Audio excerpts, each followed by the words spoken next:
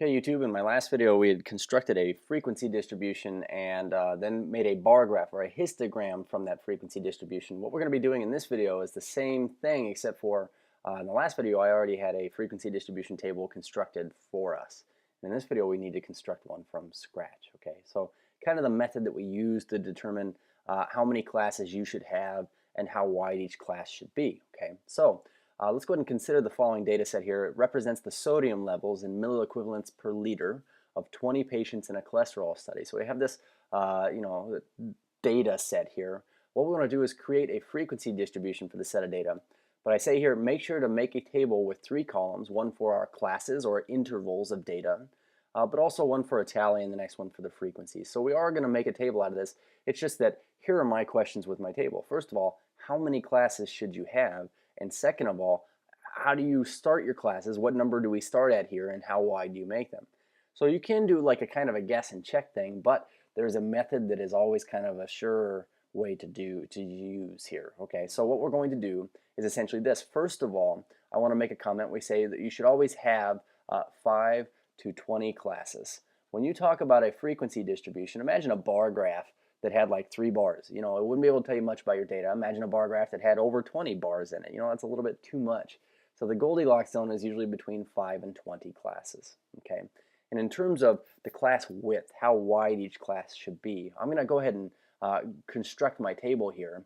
And as a matter of fact, what we're going to do is we're going to write classes, and we could also say that this is sodium levels here, what these classes are representing. But we have a tally, and then after the tally we always write the frequency.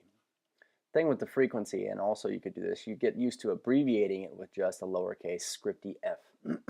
So looking at our data set up here, I'm kind of perusing this here, and it looks like 133 is the minimum datum. So I can say this, you will always start your lowest class, typically you'll want to start at maybe at the minimum datum, but we say what should I go up by in each of these classes to give us an evenly spaced thing with a desirable number of classes.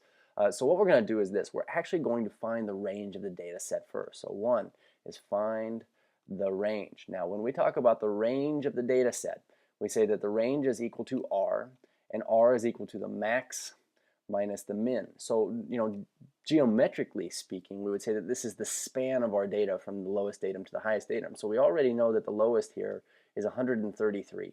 And highest, I'm kind of looking at this at 152. I don't think I see anything bigger than 152. So in this case, we're going to say that the span of our data here is 152 minus 133, which is 19 milliequivalents per liter. I'm just going to write units wide. Okay. So let's say I wanted to have 5 classes here. What we'll do is we just then take this, we say divide the range by desired number of classes. And what this does is it'll say, well, if the whole thing spans 19 and you want this many classes, how many should you have, or how big of a span should you have per class? So we could take 19, and let's say I want to use the minimum number of classes that I probably should use, which is 5. If I divide this by 5, the interesting thing is this. 3.8 is the width. Now I want you to imagine this. If we said 133 plus 3.8, your next class would start at 136.8. This would be evenly spacing everything so that you hit perfectly 19 units of width over all of your 5 classes. That's not very desirable. So when you take your range divided by the desired number of classes, what you should always do is just kick this up to the next whole number. So we could say we could make each class have a width of 4, okay, if we wanted 5 classes here. So let's say I do want 5 classes and I want a width of 4. So we would say that, okay, so 19 divided by 5 is 3.8 is approximately 4. Since the width is 4, I get a lot of students that say, okay, well what I'll do is I'll add 4 onto this, and this is 137 right here. But I want to stop really quickly and just kind of point something out to you here. If you said 133 up to 137, this actually has a width of 5 because you don't just subtract them. Count on your fingers here, 133, 134, 135, 136, 137.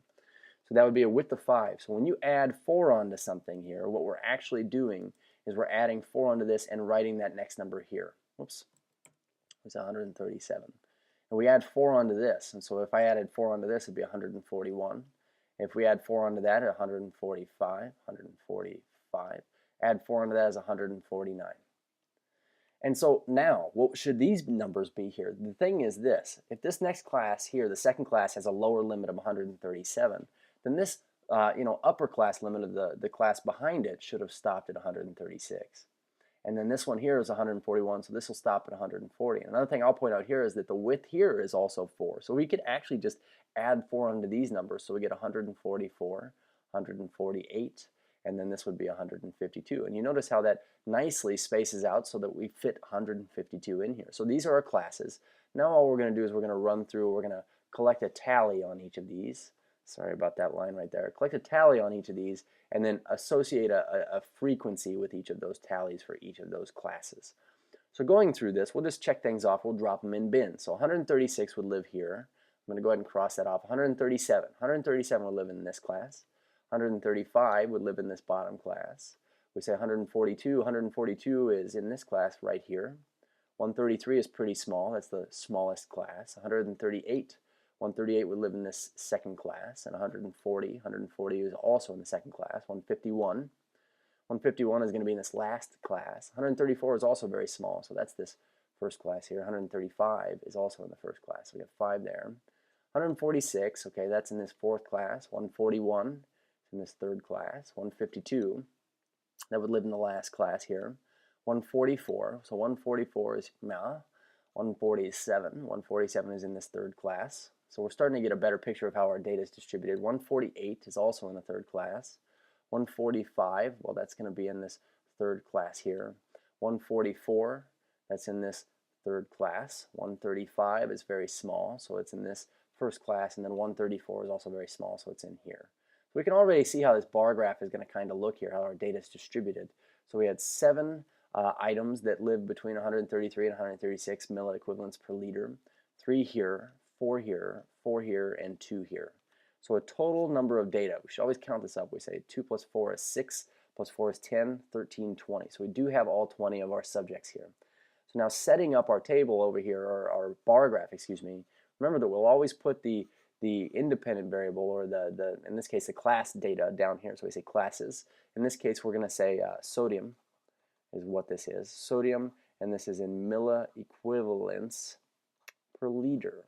Okay, so now I'm going to go ahead and separate this out here and kind of try to space this out. We had 5 classes where this was 133 up to 136, 137. You can turn your paper sideways and write this in if you need to. 140. So we have 141 to 144 would fit here. We say 145 then up to 149 is here, and then 150. Sorry, 140, I've gotten off on my count here. 145 up to 148. 148. And this was 149 up to 152. So now that we have this labeled out, we're going to put the frequencies on this axis. And I notice the highest frequency is 7. So we can actually get away with going by ones here, I believe. So 1, 2, 3, 4. And we only need to label one of these, probably, to indicate to our audience where things are. But our first class had a frequency of 7. So we say its bar is right here, 7. The next class had a frequency of 3, so we say 3. The next class, the next 2 classes had frequencies of 4. We say 4 and 4, and then 2. And so it's appropriate to color these bars in to get a better idea what this looks like. But this is kind of telling us, how our data behaves. So one exercise that I would encourage you to do is now go back and find where the mean is and say, well, where would the mean be with respect to the data in the data set? And I would say that, it would be somewhere in the middle, but this is kind of really heavy on the left. So say the median, or the mean, I would say is probably somewhere right around, like maybe here, maybe a little bit to the left of that because of this really, really heavy class on the left. Another thing to consider is this, going back and making a different number of classes. So if you didn't want to use 5 classes and say you wanted to use 7, we could have done this again. We'd say, getting our calculator out here, 19 divided by 7, we would have made each class 2.71, this many units in width. We'll just call this 3. So go back and make your histogram again using units of 3, and you'll get a better picture of what your data distribution looks like. Cheers.